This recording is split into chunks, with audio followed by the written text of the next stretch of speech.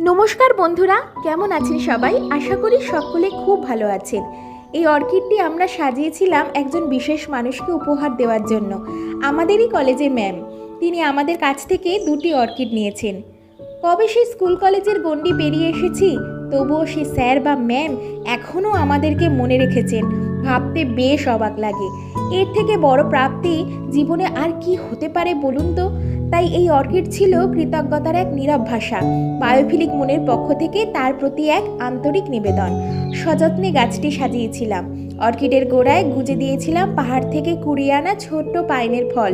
দুটি গাছ সমেত উপহারটি নিজেরাই যত্নে পৌঁছে দিয়েছি তার বাড়িতে গিয়ে। ম্যামকে দেখে এক মুহূর্তে সেই কলেজ বেলার দিনগুলিতে ফিরে গেছিলাম। একটি ফুল, একটি গাছ, কিন্তু তার ভেতর লুকিয়েছিল শিক্ষক শিক্ষার্থীর অটুট সম্পর্ক, ফেলে আসা স্মৃতির গন্ধ, কৃতজ্ঞতার প্রকাশ আর গভীর শ্রদ্ধার ছোঁয়া।